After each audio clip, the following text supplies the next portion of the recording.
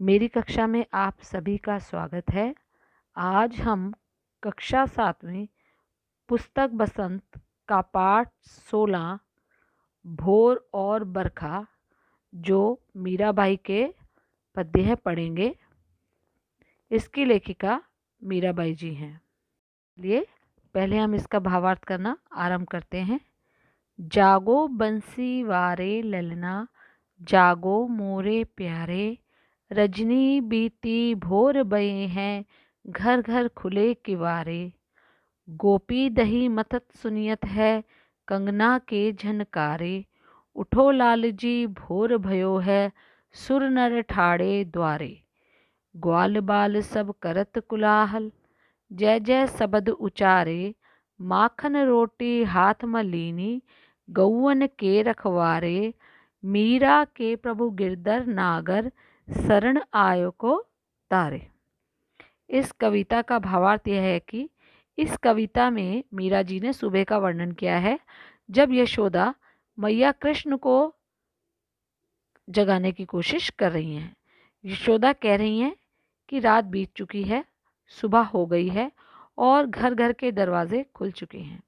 गोपियां दही मथने लगी हैं, जिसके कारण उनकी चूड़ियों की झनकार सुनाई दे रही है। वह फिर कहती हैं कि दरवाजे पर सुर और नर खड़े हैं और कृष्ण के ग्वाल बाल मित्र जय जय करते हुए कोलाहल कर रहे हैं। ग्वाले गांव को चराने जाने की तैयारी में अपने अपने हाथों में मक्खन रोटी ले चुके हैं। मीरा कहती है कि भगवान कृष्ण अपनी शरण में आने वाले हर किसी पर उपकार करते हैं। चलिए हम दूसरे पंक्तियों का भावार्थ अर्थ करना आरंभ करते हैं। बरसे बदरिया सावन की मन भावन की, सावन में उमग्यो मेरे मनवा, भनक सुनी हरि आवन की। उमड़ घुमड़ चहुदिस से आया, दामिन दम के झर लावन की। नन्ही नन्ही बूंदन में हाँ बरसे, शीतल पवन सुहावन की। मीरा के प्रभु गिरधर नागर, आनंद मंगल गावन की। इन पंक्तियों में मीरा जी ने वर्षा ऋतु का वर्णन किया है। सावन में जब बादलों से बारिश होने लगती है तो मौसम सुहाना हो जाता है। सावन के आते ही मीरा के मन में उमंग उठने लगती है, जैसे कि कृष्ण के आने की सूचना से होता है। बादल चारों दिशाओं से उमड़ घुमड़ कर आते हैं और बिजली चमक चमक कर बारिश के आने की सूचना देती है। ऐसे में रिमझिम बारिश होने लगती है और सुहानी ठंडी हवा चलने लगती है। ऐसे में मीरा का मन होता है कि अपने प्रभु की आराधना में मंगलगान शुरू कर दे।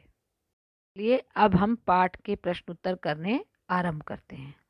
प्रश्न 1, बंसी वारे ललना मोरे प्यारे, लाल जी कहते हुए यशोदा किसे जगाने का प्रयास करती हैं और वे कौन कौन सी बातें कहती हैं। यशोदा कृष्ण को जगाने का प्रयास करती हैं।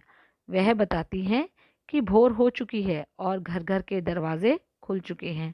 गोपियां दही मथने लगी हैं, ग्वाल बाल इंतजार कर रहे हैं और अपने हाथों में मक्खन रोटी ले चुके हैं। प्रश्न 2, नीचे दी गई पंक्तियों का आशय अपने शब्दों में लिखिए। माखन रोटी हाथ मलीनी, गौवन के रखवारे। ग्वाल बाल सारा दिन गांव को चराने के लिए घर से बाहर रहेंगे। ऐसे में दिन में उन्हें भोजन की ज़रूरत पड़ेगी, इसलिए उन्होंने माखन रोटी अपने हाथों में ले ली है। प्रश्न 3, पढ़े हुए पद के आधार पर ब्रज की भोर का वर्णन कीजिए। ब्रज में सुबह होते ही हर घर के दरवाजे खुल जाते हैं। गोपियां सुबह सुबह ही मक्खन निकालना शुरू कर देती हैं। चारों तरफ से ग्वाल बाल का कोलाहल सुनाई देने लगता है। वे दिन में खाने के लिए मक्खन रोटी ले लेते हैं। प्रश्न 4, मीरा को सावन मन भावन क्यों लगने लगा। सावन आने पर मीरा को लगता है कि कृष्ण के आगमन की सूचना आई है, इसलिए मीरा को सावन मन भावन लगने लगता है। प्रश्न 5, पाठ के आधार पर सावन की विशेषताएं लिखिए। सावन में बादल चारों दिशाओं में उमड़ घुमड़ कर आते हैं, बिजली चमकने लगती है और रिमझिम बारिश शुरू हो जाती है। ऐसे में ठंडी और सुहानी हवा बहने लगती है।